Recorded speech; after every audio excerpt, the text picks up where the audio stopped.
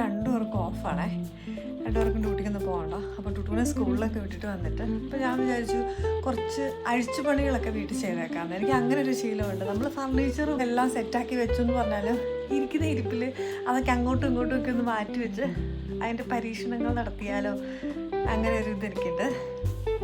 അപ്പം ഈ ഫോട്ടോ എൻ്റെ കയ്യിൽ 2009 തൊട്ടുള്ള ഫോട്ടോയാണ്. 2009 ഞാൻ ബാംഗ്ലൂർ നഴ്സിങ്ങിന് പഠിക്കാൻ പോയപ്പോൾ ഞങ്ങളുടെ പള്ളിയിലുള്ള അച്ഛൻ ഇങ്ങനെ പോകുന്നതിന് മുമ്പ് പ്രാർത്ഥിക്കാൻ ചെന്നപ്പോൾ അച്ഛൻ തന്നതാ, ഇത് കയ്യിൽ വെച്ച് പ്രാർത്ഥിച്ചോളാൻ പറഞ്ഞുകൊണ്ട് നിത്യസഹായ മാതാവ് എന്നായി മാതാവിനെ പറയുന്നത്.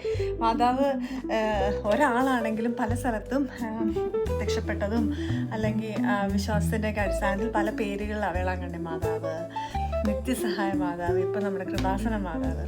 അപ്പോൾ ഇത് നിത്യസഹായ മാതാവാണ്. അപ്പോൾ 2009 തൊട്ട് എൻ്റെ സന്തത സഹചാരിയായത്. അപ്പോൾ ഞാൻ പോകുന്നിടത്തൊക്കെ അതൊന്നും ഫ്രെയിം ചെയ്ത് വെക്കാൻ അങ്ങനെയുള്ളതൊന്നുമില്ല. പക്ഷേ ഇത് ലാമിനേറ്റഡ് ആണേ, അതുകൊണ്ട് ഡാമേജ് ആവത്തില്ല.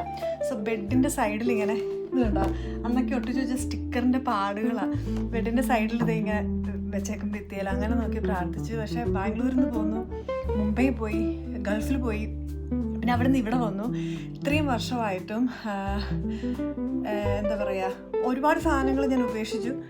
എന്നുവെച്ചാൽ നമുക്ക് യൂസ്ഫുൾ ആകാത്തതുണ്ട്. പക്ഷേ ഇത് മാത്രം, വേറെയും പ്രാർത്ഥനാ പുസ്തകങ്ങളും ഒക്കെ ഉണ്ടായിരുന്നു കയ്യിൽ, പക്ഷേ അതെല്ലാം പോയി. ഇത് മാത്രം എൻ്റെ കൂടെ ഉണ്ടായിരുന്നു. അപ്പം ഞങ്ങൾ ഇവിടെ വന്നിട്ട് പുതിയ വീട് മേടിച്ച് ഇങ്ങനെ ചെയ്ത് ഇപ്പം പ്രെയർ യൂണിറ്റ് സെറ്റ് ചെയ്തപ്പോൾ മാതാവിൻ്റെ ഫോട്ടോ ജസ്റ്റ് ഇങ്ങനെ അങ്ങ് വെച്ചേക്കുമായിരുന്നു. ഇങ്ങനെ വെച്ച് ബാക്കിയുള്ള രൂപങ്ങളുടെ കൂട്ടത്തിൽ ഇങ്ങനെ വെച്ച് പ്രാർത്ഥിക്കുമായിരുന്നു. കഴിഞ്ഞ ദിവസം ഞാൻ ഐക്യയിൽ പോയപ്പം ഐക്യയിൽ കണ്ടതാണ് ഈ ഫോട്ടോ ഫ്രെയിം.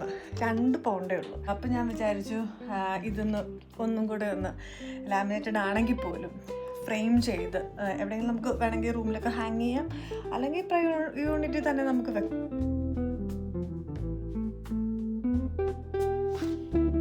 ഓക്കെ, സൈസ് നോക്കിയപ്പം സൈസ് ബരാബറാണ്, കണ്ടോ, കറക്റ്റായിട്ട് കിട്ടും. ഞാനിത് ശരി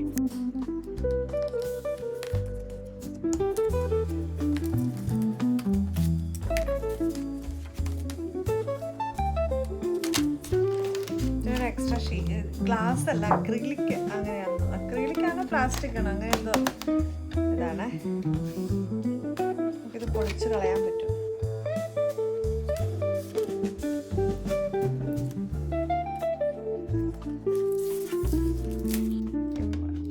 കൈപ്പാടുകളൊന്നും പതിയായിരിക്കാനാന്ന് തോന്നുന്നു. ഇപ്പം നല്ല ക്ലിയർ ആയിട്ട് കിട്ടി. സോ മാതാവിൻ്റെ ഫോട്ടോ ഞാനിങ്ങനെ വെച്ചിട്ട്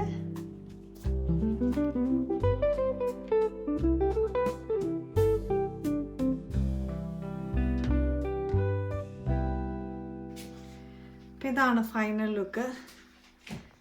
ഞാൻ ഫ്രെയിം ചെയ്തെടുത്തപ്പോൾ ഇങ്ങനെ നല്ല അടിപൊളിയായിട്ട് കിട്ടി. പിന്നെ നീറ്റായിട്ട് എനിക്ക് എവിടെയെങ്കിലും ഹാങ് ചെയ്ത് വെക്കണം.